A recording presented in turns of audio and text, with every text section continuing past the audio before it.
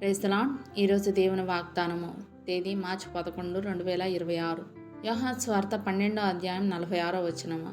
నా యందు విశ్వాసం ఉంచి ప్రతివాడు చీకటిలో నిలిచి ఉండకుండానట్లు నేను ఈ లోకమునకు వెలుగుగా వచ్చి ఉన్నాను.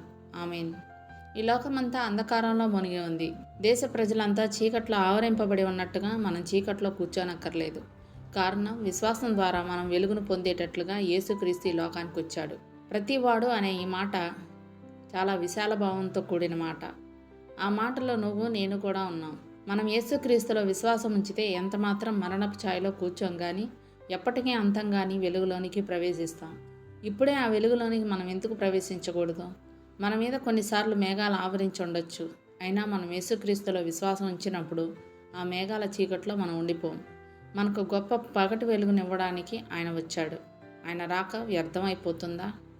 మనకు విశ్వాసం ఉంటే ఆ గొప్ప వెలుగును అనుభవించే ఆధిక్యతను పొందుకుంటాం. మనం ఆ వెలుగును బట్టి సంతోషిద్దాం. దేవుడిచ్చిన ఈ వాగ్దానాన్ని స్వతంత్రించుకొని ఆయన కృతజ్ఞతాస్తుతులు చెల్లించుకుందాం. అట్టి కృపా ధన్యత దేవుడు మనకు అనుగ్రహించునుగాక. ఆమేన్. దేవుడు తన పరిశుద్ధ వాక్యం మన వినికిడి యందు దీవించునుగాక. ఆమేన్.